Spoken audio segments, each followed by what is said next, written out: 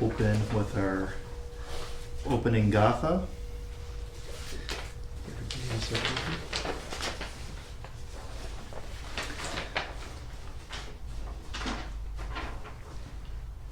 Homage to Deji Munsu Sari Bosal, the Bodhisattva of great wisdom, who holds to his heart the scriptural text symbolic of his seeing all things as they are, whose intelligence shines forth like the sun, unclouded by the two obscurations, who teaches in 60 ways, with the loving compassion of a parent for his only child, all creatures caught in the prison of samsara, confused in the darkness of their ignorance, overwhelmed by their suffering. Munsu Bosal, whose thunder-like proclamation of Dharma arouses us from the stupor of our afflictions and frees us from the iron chains of our karma, who wields the sword of wisdom that cuts down the roots of suffering wherever they appear, clearing away the darkness of ignorance, whose princely body is adorned with the 112 marks of a Buddha, who has completed the stages achieving the highest perfection of a bodhisattva, who has been pure from the beginning. We pay homage to you, Deji Munsu Sari Bosal. Om Maravashanadi. Om Maravashanadi. Om Maravashanadi. With the brilliance of your wisdom, O compassionate one, illuminate the darkness enclosing our minds, enlighten our intelligence and wisdom, so that we may gain insight into the Buddha's words in the texts that explain them. Namu Deji Munsu Sari Bosal. Namu Deji Munsu Sari Bosal. Namu Deji Munsu Sari Bosal.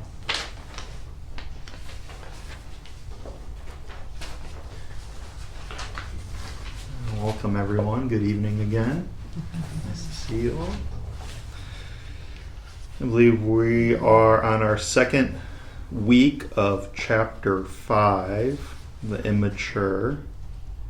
We decided after last time, because we only really dove into maybe 3 or 4 of the verses or stanzas, so I thought it might be good to spend a little bit more time on chapter 5. So I'd like to just reread the whole chapter again, and then we'll see where we go after that. Chapter 5, the Immature.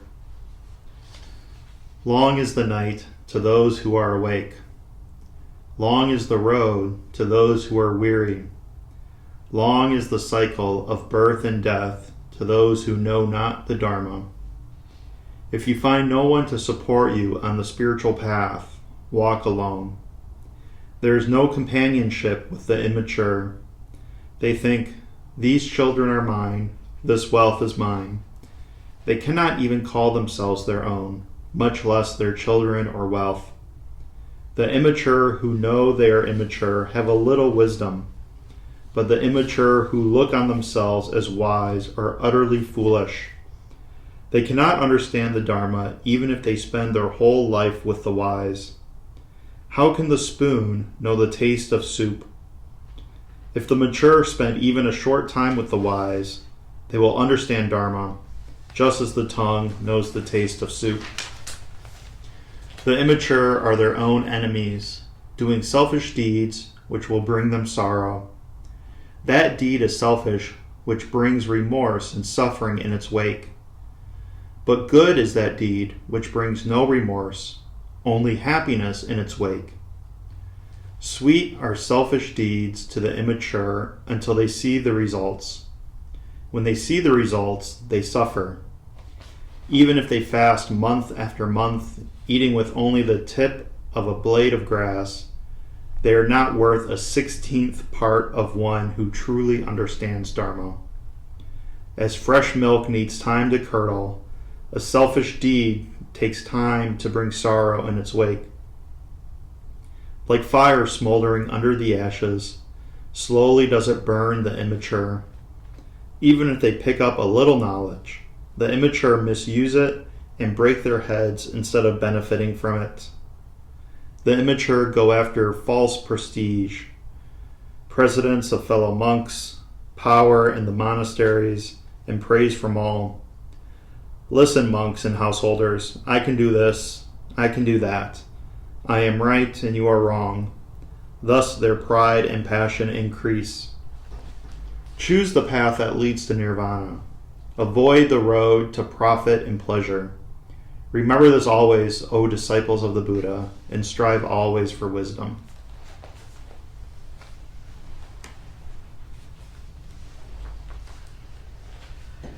When I was rereading this, it's kind of struck me that this whole chapter kind of takes the tone of a parent talking to a child and kind of warning them against, the bad companions that they've been hanging around with. It says, when you find no one to support you on the spiritual path, walk alone. Okay, so that's the advice is, don't hang out with those ones who don't know the Dharma, who do selfish deeds, who, so on and so forth. If you don't have anybody around you that can support you walking on the path, just walk alone. You don't need those people. It's not worth it to you to, sacrifice your own understanding of the Dharma or learning the Dharma and following the Buddhist path than to hang around with people who they can't do anything for you. And then the last verse, choose the path that leads to nirvana, avoid the road to profit and pleasure. And again, this is advice. Stay on the path, walk alone if you have to. Avoid people who demonstrate these traits that are outlined in all these verses. Yeah, thanks, Yambul. Something struck me as you were talking and revisiting that pretty provocative instruction to walk alone. I know we talked about that last week a little bit. That stuck with me too, and something that I was reflecting on was the idea about walking alone versus the Buddha giving any other kind of instruction. If you find no one to support you on the spiritual path, he didn't say, well, come to me or come to the Sangha or associate with the wise, because later down in verse 65 it says if the mature spend even a short time with the wise, they will understand Dharma. So right above that we have the kind of like these two different kind of, he's saying walk alone here, then just, this is, as we talked about early on, an anthology of different compiled things. So I don't know if these were, teachings or utterances that kind of came along at the same time. What he's saying is if you can't find anybody else, if you can't find anybody who's mature or anybody else who's wise, don't hang around with immature people. But also not to seek out the wise either. I'm not really getting that he's saying don't seek out the wise. Okay. What he's saying is if you find no one to support you, is what he's saying. If you find no one to support you, meaning you've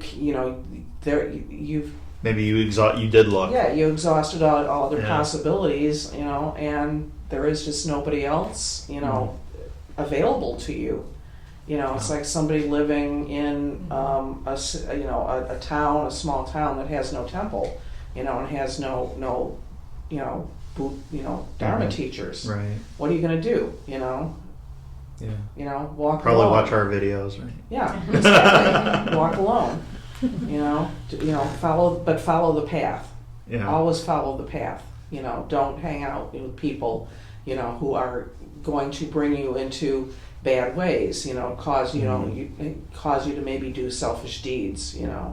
So that's what I didn't get any sense that he was saying don't seek out people. It was, if you have no other alternative, just practice. Keep practicing. Have a solitary practice. Mm-hmm.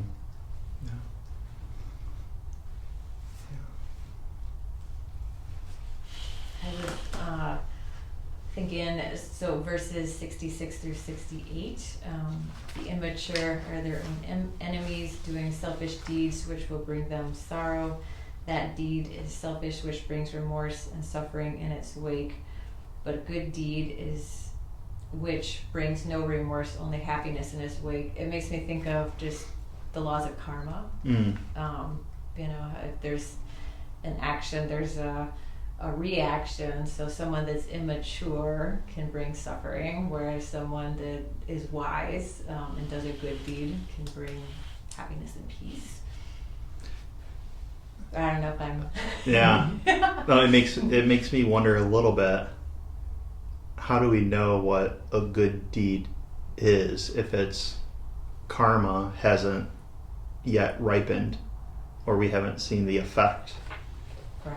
of it? True. Kind of an open question for reflection, right? Because there has to be some way we, with our intentionality or motivation, aspire to do things, right?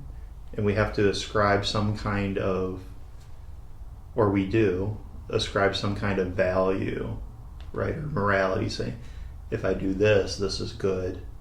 If I do this, this is not good or not helpful. Yet without seeing what the effect of that is going to be. Well, it even says in Right. here that it takes time. As fresh milk needs Like time the to milk. curdle, a selfish deed Yeah. takes time to bring sorrow. Right. How much and time? so We don't know. I think in the immature's mind, they're probably thinking they're doing something good in their mind, but maybe because they're at that state of consciousness, of Yeah. immaturity, like it may not manifest that way. Yeah. Well, it says, sweet are the selfish deeds to the immature until they see the results. When they see the results, they suffer.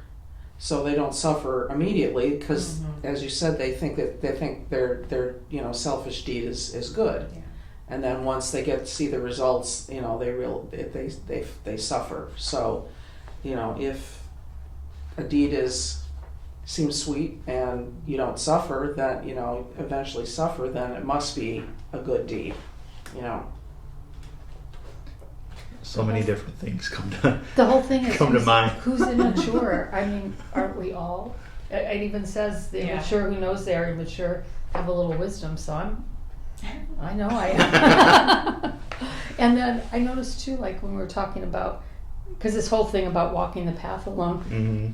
I'm noticing I interpret this how I want it to be. And so, because that whole thing I had was like, the spiritual path is like this, your spiritual path, you're doing your practice, but that doesn't mean your spouse has to be on that path, or your children, or your friends. And so it's like I may walk the spiritual path alone, but I'm walking this path with these other people. But then begs the question, does everything have to be a spiritual path, or is there many paths within our life?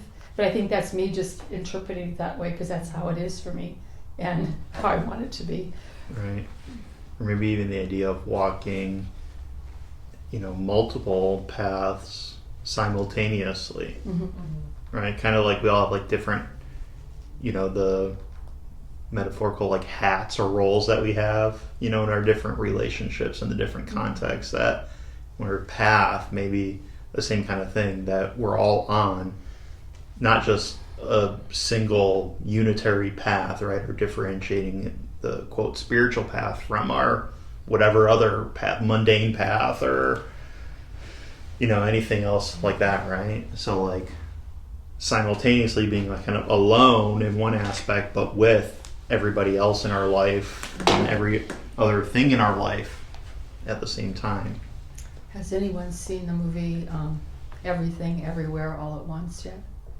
No. Oh my Mhm. gosh, it's like it's jumping. It's like the multiverse, Oh, and you're jumping. It's like they're jumping. They have 4,000 lives going on simultaneously, Wow. and in this whole movie, they're jumping from life to life. I mean, there's a lot to it. that's interesting. I would probably have to Yeah. see it at least. Yeah. Oh no, it's like I'll probably have to see it like 5 times to even get everything that happened because it's You could just, probably find a good like so the whole, even the title, everything, movie. everything, everywhere, all at once. So yeah, because there's Yeah, I can definitely relate to like walking the path alone because I feel like I'm like this spiritual nomad. I'm like popping from this thing to that. It's like wherever I feel like I need to go. I'm a little like ADD in that way. But I mean, that's okay. I'm just flowing with it.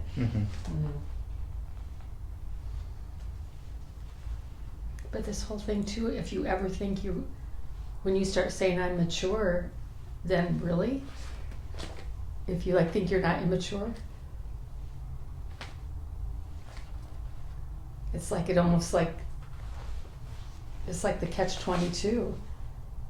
Because if you think you're mature, you might not, probably aren't.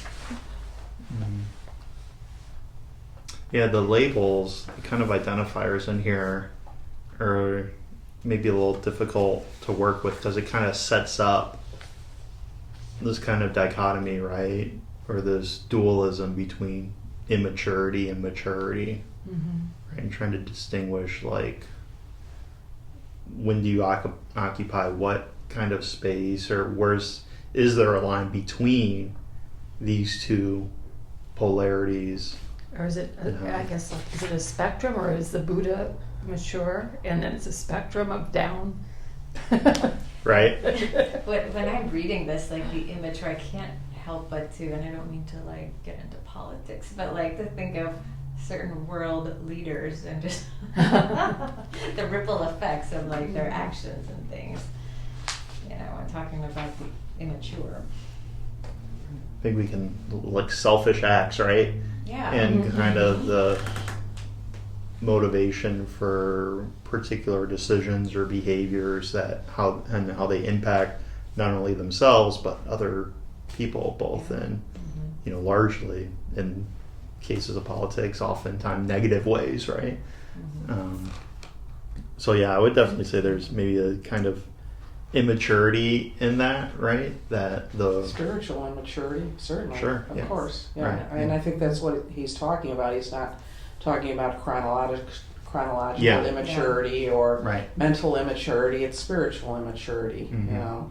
And, for me, it's like, you could argue all day where you sit, if you're immature or if you're mature or you're wise or whatever, it's, as long as I feel anyway, as long as, you're on a spiritual path and you're practicing and you're, trying to understand the Dharma, I mean, what difference does it make, ultimately, how you're categorized, really? I mean, it's just a label. The important thing is to keep on doing it, and look out for the people who are spiritually immature who might tempt you, to fall off the path, because their ways seem like they're better, or they or whatever. It's like, no, these people, they may think they're doing good deeds, but ultimately they're suffering, they're causing suffering, and because they got weed. It's fun getting high. But is that what you meant? no. I'm not sure where that came from. 420. Oh, wasn't I yesterday? 30% off. I bought CBD.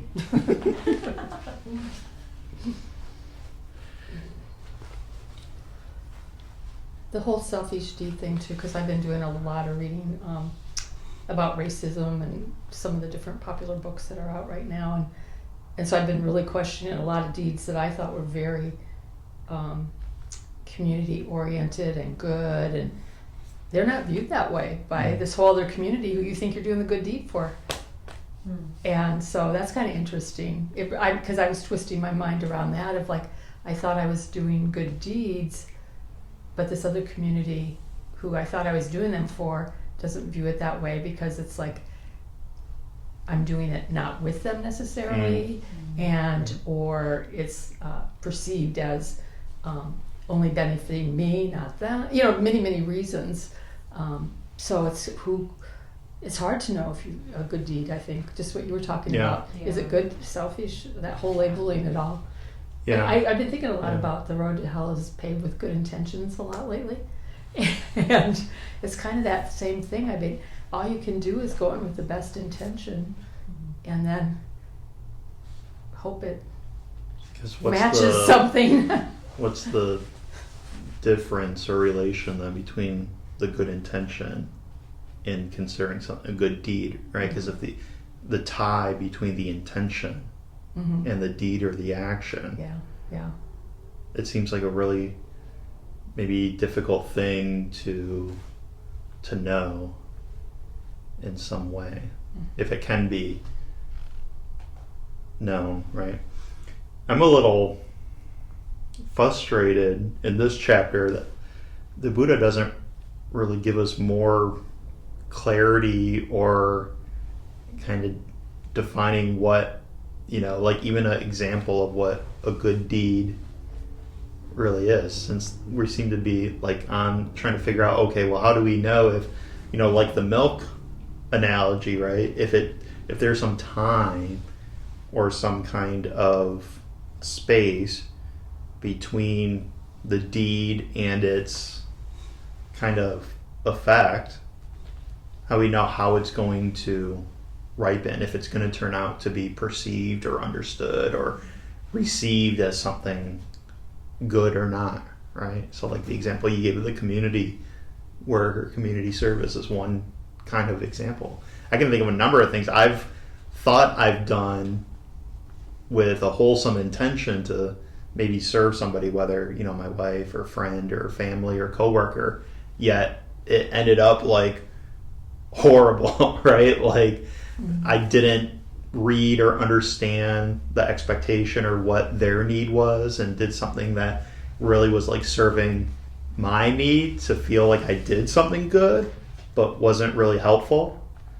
I'm sure maybe some of us have that's part of the learning process, isn't it? Yeah. You don't always know, you're doing a selfish deed as opposed to a good deed. And I mean, it's very clear here in these, 66 through 68, what a selfish, a selfish deed and a good deed is. It's very clear.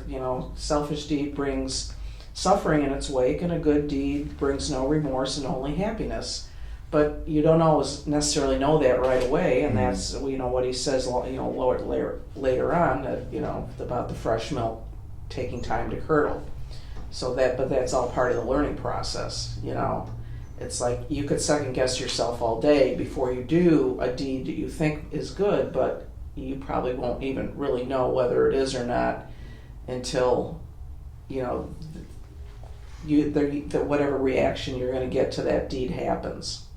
So I think that's and again, that's too. part of the learning. That's the learning of going from the mature to the wise. Yeah. I think it's almost impossible, because you could do a deed and it brings sorrow to many and it brings sweetness to many. The same exact deed at the same time. Yeah. It's not like an absolute kind of one for one, right? I also recommend PBS Ben Franklin, Ken Burns, 4 hours of Ben Franklin. He had slaves his whole life, never freed them. Some of them ran away. And when he did the Constitution, he was part of that whole, including slavery, and he has this eloquent speech about how this is the best possible, blah, blah, blah, blah, blah. And then, like a year later, he's the president of the Abolitionist Society. It's like so complete. And so that's one of the things. This was a really nice presentation because it talked about like he had many contradictions and many flaws. So it's like that was just like such a major contradiction of his life. And so was the Constitution good that they did, or was it sweet? I mean, we're hundreds of years later now, Right. 250 years later or whatever it is. And There's all these kind of conditions around like So- any like where we put the bookmarks to evaluate yeah. or judge something as good or not good, mature, immature. Like we have to set up some kind of parameters But it's like- around. It could have not ever been a country or come together, and even though there's a lot of flaws, it's a democracy and it's done certain things, a beacon of certain ideas, which might have never happened. But then it had slavery and the Civil War, which if they fixed it at that time, Yeah. I just don't think even like hundreds of years later you can even know on some of this stuff. To that point, I'm glad you brought that up, Shimio, this idea of this kind of complexity around, deeds or whatever in this chapter is, deeds. But can they be as simple as the Buddha, like straightforward as the Buddha proposed that good deeds bring happiness, selfish deeds bring remorse and suffering? I wonder, do you think it's that clear cut? I'm like, where's the middle path? Seems pretty simplistic. Yeah, I'm just having a hard Criteria. time getting my head around that Something. absolute like that. Mhm.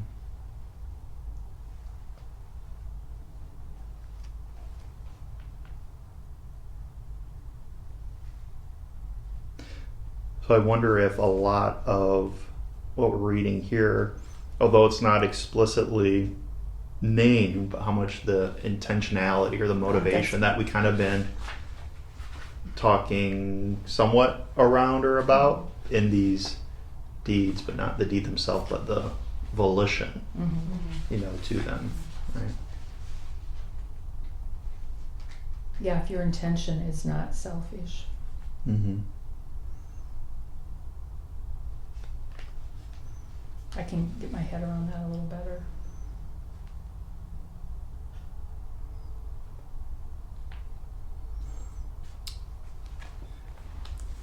Rereading this again now during this discussion, the last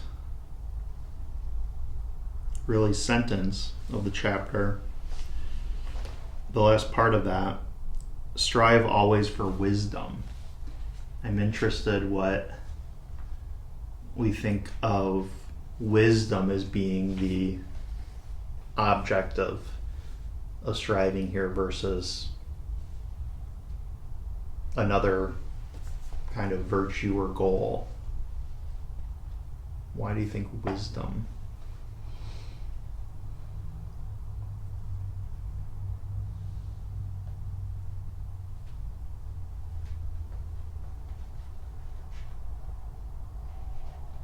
You've got us. Hmm? You've got us.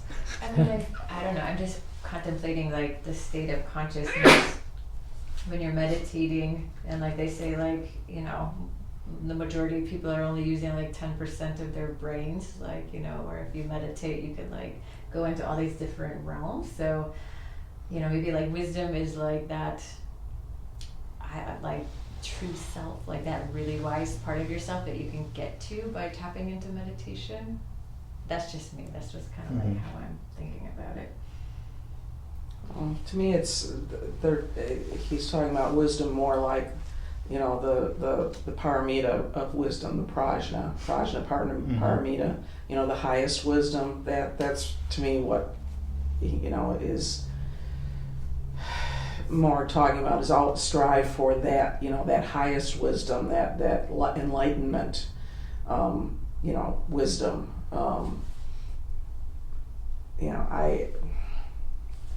Yeah, kind of like understanding.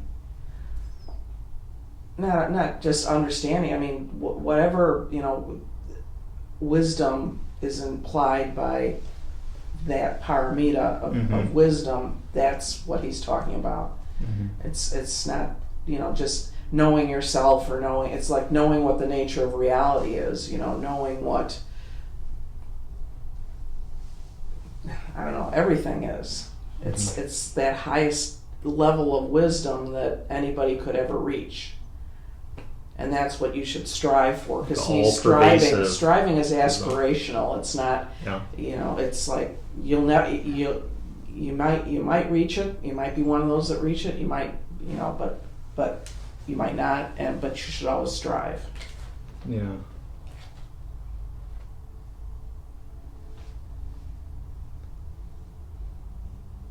That's well said. well said, I think. I was just constantly reflecting on, wisdom as the kind of pinnacle virtue, or the paramita, as you said in this case, versus, say, any other thing, right? Maybe more of a, I don't know if it rhetorical or contemplative thing, but just something to like that I pondered to say about wisdom. Interesting. Our opening Gatha too is around Munsusari Bodhisattva wisdom, right? And this kind of penetrating, all-pervasive seeing, Yes. right? Understanding of the nature of right. reality, of what Right. everything is, and it's not just being smart about stuff. Right. It's being able to go beyond. Yeah, kind of cut through our ignorance and our Yeah. suffering, right? I like his image of The sword cutting yeah. cuts through suffering. Yeah. Wherever they appear. That's pretty. It's a flaming sword too. It's a hot sword. Mm. You see a lot of the imagery around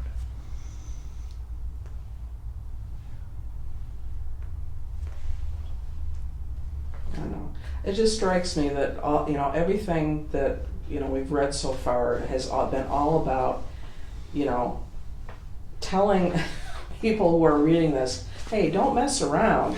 It's like here's what's important. Here's what you have to do. I mean, this is not baby stuff.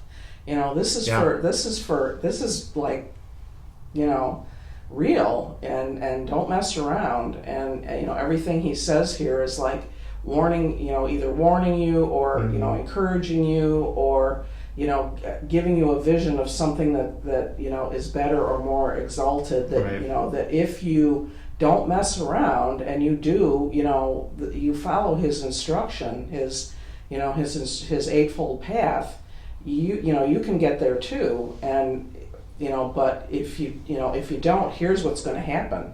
Yeah. It's not pretty. Kind of, It's you're right. not It gives you pretty. the full view, Yeah. right? And sets the kind of rationale for why pursuing this path is Absolutely.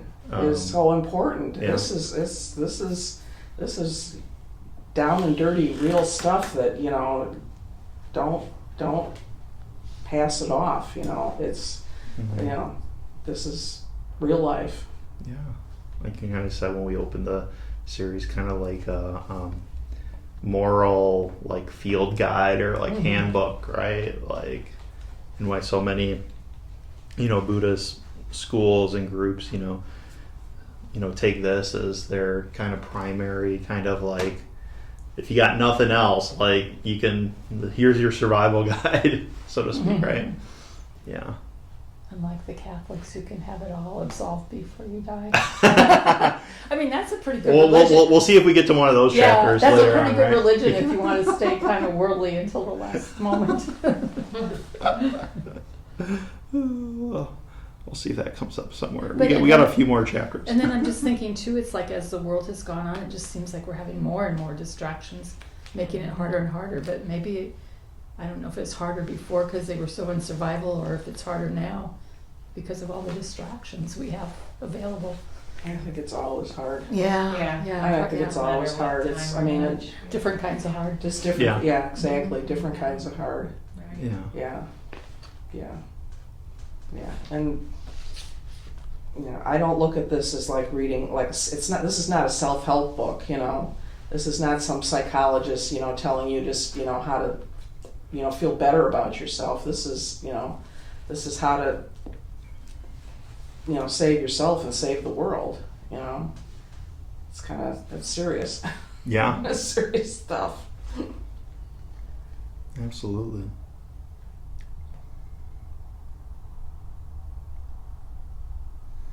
I'll say I often struggle with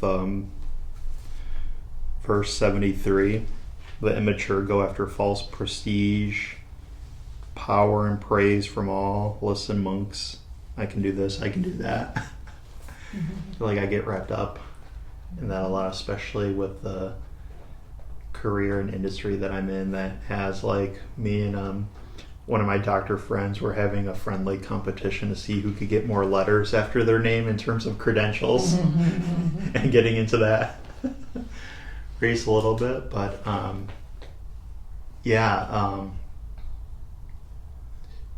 kind of with the distractions that we're talking about, like the distractions that we have, the not only the allure of comfort and laziness and things to like just kind of mindlessly kind of indulge in, right? But also the distraction and temptation of, chasing after, kind of inflating the ego through kind of self-importance and posturing and things like that. And I remember even there's a time, like even like for me going to Korea to train in the monastery and be ordained a monk, there's a lot of like social and cultural trappings like as part of that process, because right, you get this really like shiny casa and robe and this big ass certificate, and all these And everybody other thinks, things. and all of us back here think you're Right, really I had cool little 'cause old you went to ladies like Korea. giving me money on the sidewalk. Yeah, It's yeah. like it's hard not to like get caught up, like almost celebrity Really inflates status, your ego. right? Yeah. Yeah. So yeah, I mean, like even I think like, and there's other stories of monks that have gotten in trouble for really like going down that path too. I say like even people who take vows as monks and priests, and not just in Buddhism, but as we know, like in other groups too, have that temptation and that problem or that of that. So that stanza is definitely one that resonates, and I know I need to work on a bit myself too, because it's hard to be kind of humble sometimes with the kind of pull and magnetism of some of the different situations that we can be part of. Yeah, even this I am right and you are wrong is so insidious, especially these days, where Yeah. it's so easy to get into arguments with people, especially online. It's the worst. It's just the worst, And I used to do it sometimes, where you on Facebook you'd see a thread and you'd be like, oh, I'm gonna put my 2 cents in here, Yeah. and it's like, no, Yeah. I was the need to be right is so, it's such a temptation. Yeah, I remember talking with I think it was my wife a while ago, around, especially since COVID started, kind of social discourse, and probably within the last few years, right, and has become much more politicized, just like normal conversation has become more and more politicized, right, like of taking different positions and this right versus wrong kind of thing. And I think, obviously Facebook hasn't helped either, but kind of like I step back and just as a social experiment, just watch, kind of observe some of the conversations that I see, like not participating in them or adding to that, but just like hearing what people are voicing and what kind of topics they're voicing opinions about. And it just struck me as really interesting. Like, I have maybe, I don't know, a few 200 friends or 300 friends on Facebook or whatever, and some of the people that comment on like every like thing, like probably outside of their realm of knowledge or experience, like global geopolitics, and like opining on, they think they have something, like have some insight into the complexities of like, I don't know, the global gas supply or something, and what leaders should or shouldn't do. And I'm just like, that's really interesting. I didn't know they had that much insight and knowledge into these complex systems. It's like, that's by being a little facetious and sarcastic, I have an but it's interesting just story, because I have these bumper stickers around my car, and this friend goes, you shouldn't have all those political bumper stickers on your car. And I go, I don't have a single political bumper sticker on my car. And he goes, yes you do. So we went out there. I have Golden Retriever Rescue, I Oh. have a bicycle, support bicycling. Oh, those are I have Yeah, that's pretty. I know I have Surf Dog, Java Hut. I have and he's like, well, those are liberal, and I go, you're telling me conservatives don't like golden retrievers? Conservatives don't like You riding can't their ride bikes, a bike but that's either. how my point being That's that amazing. things that have no political, Right. in my opinion, are That's what I somehow thought. getting divided up like that. Because he's saying like, well, this stuff is what liberal people do, and I'm like, but I was like, It's like an image. It's an image, right? Exactly. It's a narrative. but that- I know there's conservatives golden retrievers. I mean, it's like, so just There's gotta be. it's like, but I think people are just looking for it. I do too. Yeah. I really I do. agree. Yeah. Yeah, there's Yeah. been a few Because to like, me, mine were just like normal, yeah. Things you nice, like. interesting activities. They were not things you like. a political party one way or the other. Interesting. That's very interesting. My conservative brother was like, we were going camping last summer, and he was talking about the bike lanes in Ferndale, just bike lanes, right? And he's fucking liberals, and I'm like, you conservatives can't ride bikes or something like that. Yeah. Everything is just I sparks have a right big into truck. politics. It can be nothing to do with politics, or shouldn't be anything to do with Yeah. politics. I know. I've had some like Facebook posts that like I had no ill intent whatsoever, and like I just like people just went off like Yeah. for like no apparent reason. Yeah. Yeah. I wonder, like, That right and wrong, Yeah. it's gotten really crazy. yeah, the right and wrong, right? And people just Left and wanting right, to right, make wrong. Just assert their ego something out of it, right? So, yeah, I mean, that can manifest and come out lots of different ways, right? Like the more kind of blatant or explicit, like just saying like, I'm right about this, but even like through like,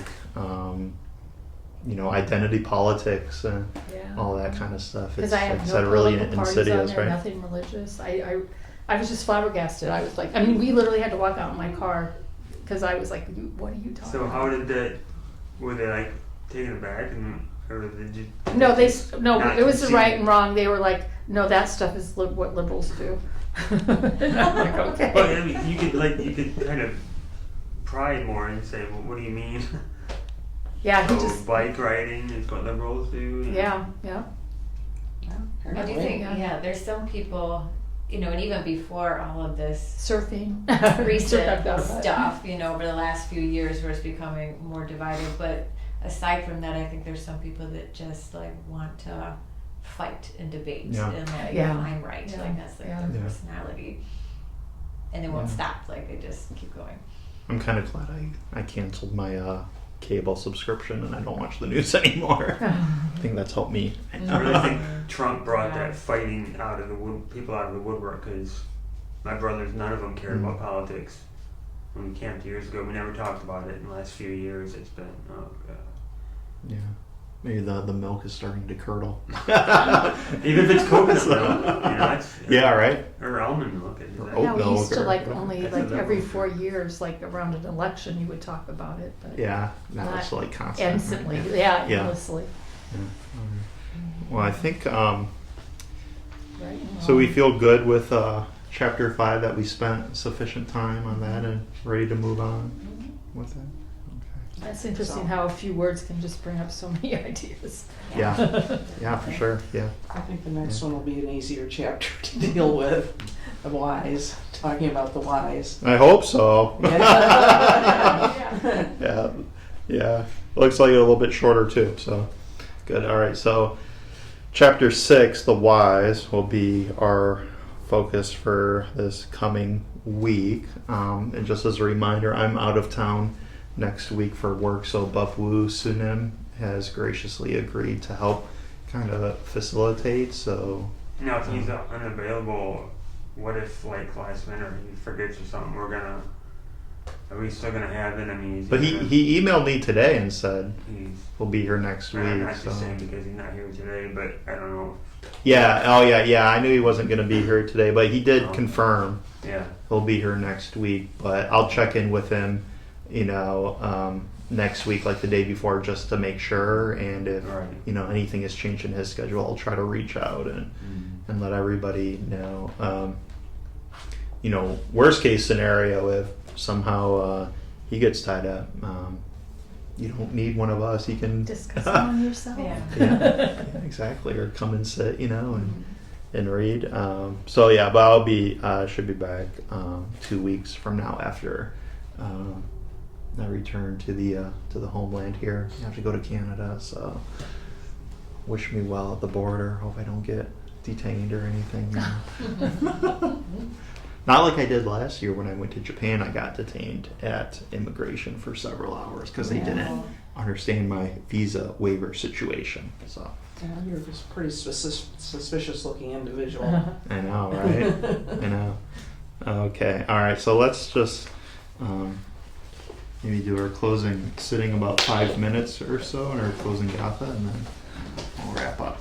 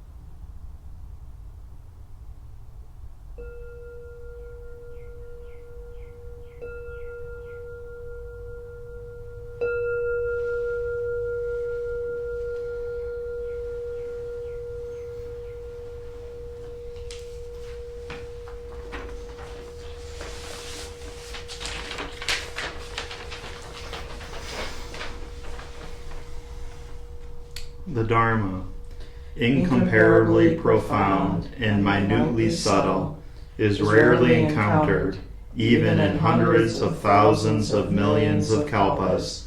Now we see this, hear this, receive and maintain this.